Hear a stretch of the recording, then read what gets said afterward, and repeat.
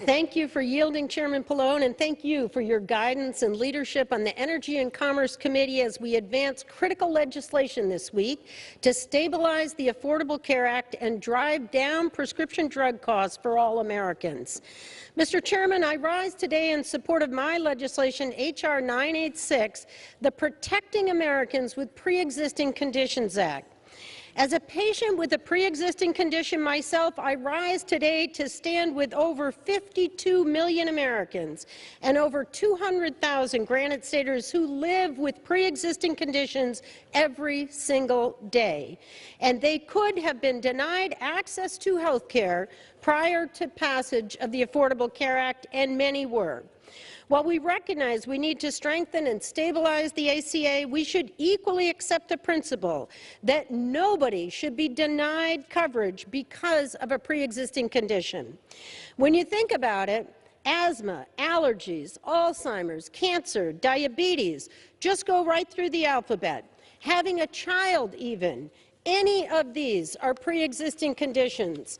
And in my home state of New Hampshire and across this country, opioid and alcohol addiction are pre-existing conditions.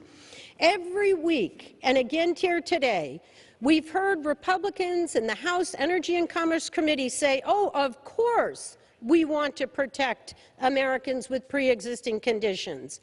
And yet, at every step, this administration is trying to sabotage the consumer protection guardrails that are in the ACA. Would you yield 1 minute? Has expired. Another 30 seconds. Including fighting in court for the total elimination of the Affordable Care Act with absolutely no replacement. An important piece of the Affordable Care Act, Section 1332, created the State Innovation Waivers, which provide states with flexibility in implementing the ACA, as long as plans remain comprehensive, affordable, and accessible. However, the Trump administration recently issued guidance encouraging states to promote junk health plans through this waiver in order to circumvent essential health benefits and protections for pre-existing conditions. I urge my colleagues to vote yes on this bill, and I yield back.